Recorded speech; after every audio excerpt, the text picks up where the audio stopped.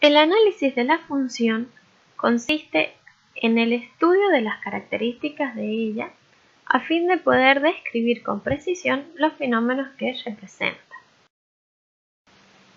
En la recta horizontal nos queda un sector determinado por dos extremos. Es el dominio. Y sabemos que se refiere al conjunto de valores para los cuales está definida la función. El intervalo, es decir, que va de menos 5,8 que puede a tomar la variable 6,5 independiente. sellado, porque toma esos dos puntos. Como ejemplo vamos a tomar esta función donde afirmar que el dominio de esta función es igual al Para intervalo ello, vamos sellado a tomar el menos primer punto de la 5,8 función y lo vamos a proyectar al eje X, donde vemos que es aproximadamente menos 5,8. Vamos a tomar el último punto de la función y también lo vamos a proyectar al eje X, donde obtenemos 6,5 aproximadamente.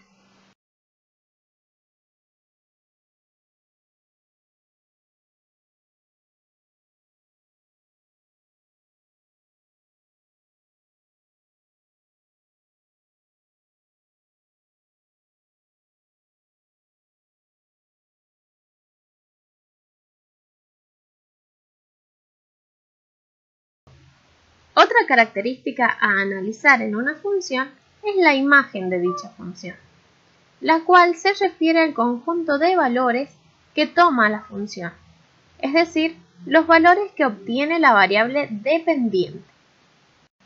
Vamos a seguir utilizando la gráfica anterior. Y en este caso, para ubicar la imagen de la función, lo que vamos a hacer es trabajar con el punto más bajo y el punto más alto de la gráfica de esta función y los vamos a proyectar al eje vertical, al eje Y. Obtenemos que son aproximadamente los valores menos 1,5 y 2,7, los cuales son los extremos de un intervalo. Este intervalo corresponde a la imagen de la función que estamos trabajando y son intervalos sellados. Los ceros o raíces de una función. Analíticamente los podemos ver como los valores del dominio que anulan a dicha función, es decir, son los valores cuya imagen es 0. Gráficamente se pueden ver como los valores de la gráfica donde se interseca al eje horizontal. En este ejemplo podemos ver que la gráfica de la función interseca al eje horizontal en menos 2,5, menos 1,6 y 4,8 aproximadamente. Por lo tanto, podemos escribir que el conjunto de raíces de esta función es menos 2,5, menos 1,6, 4,8 y lo ponemos entre llaves. La ordenada al origen. Analíticamente es el valor que se obtiene al reemplazar el 0 en la fórmula de la función, es decir, es la imagen del valor 0. Y gráficamente es la intersección de la gráfica con el eje vertical Y. En este ejemplo podemos ver que la gráfica interseca al eje vertical, al Y, en aproximadamente 2,9. Entonces podemos asegurar que la ordenada en este caso es 2,9. El intervalo de crecimiento de una función es otra de las características que debemos analizar.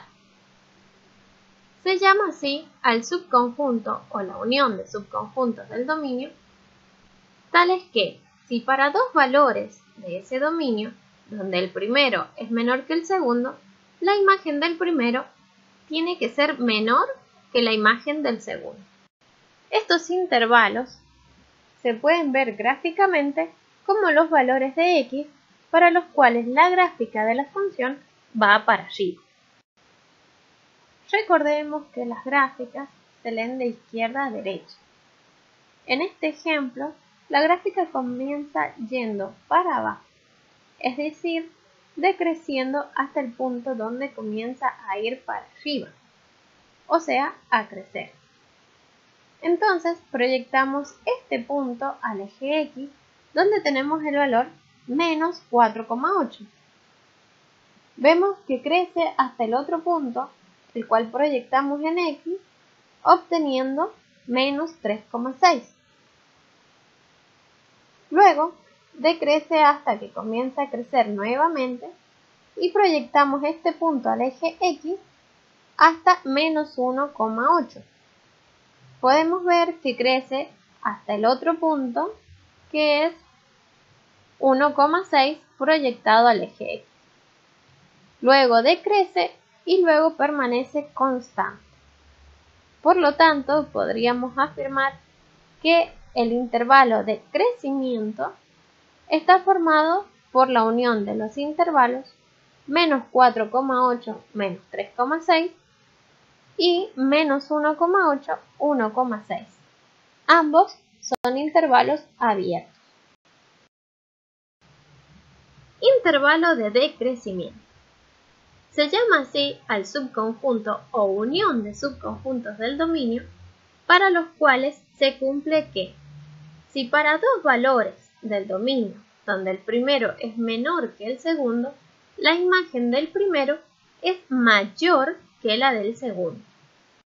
Estos intervalos se pueden ver gráficamente como los valores de x para los cuales la gráfica de la función va para abajo.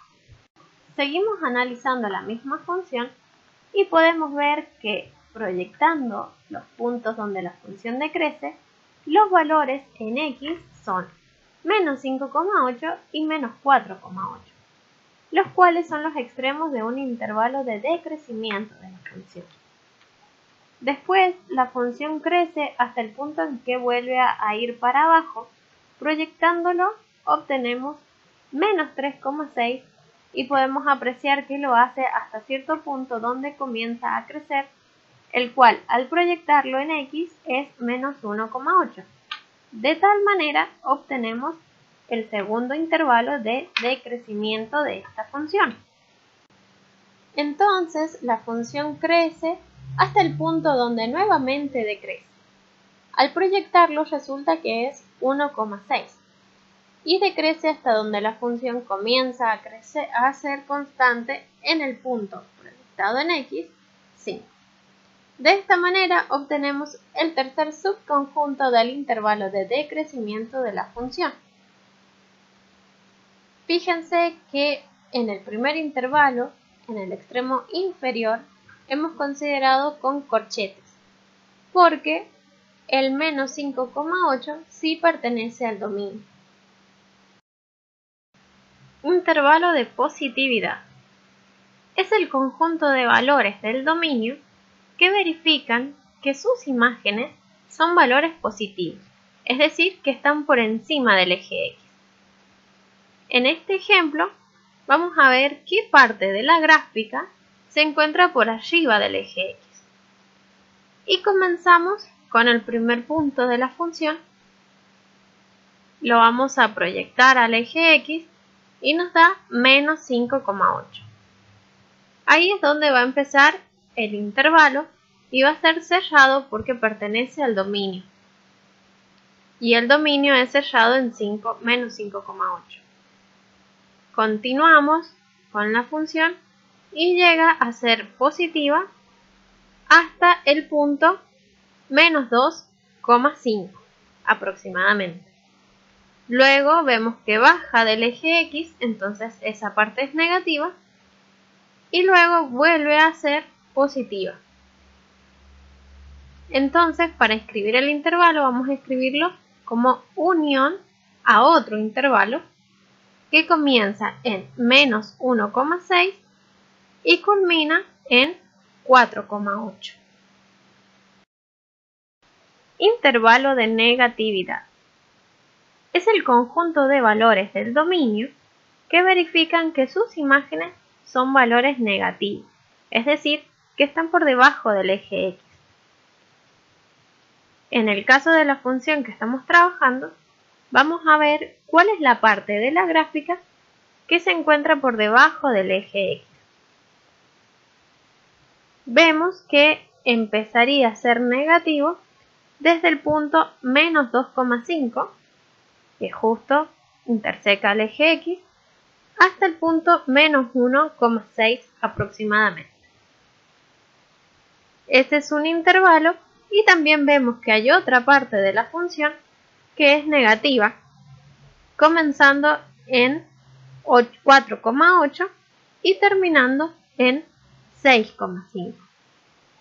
Este último valor sabemos que pertenece al dominio y el dominio de esta función llega hasta el 6,5 tomándolo. Por lo tanto, en este caso también lo vamos a tomar y lo vamos a escribir con corchetes.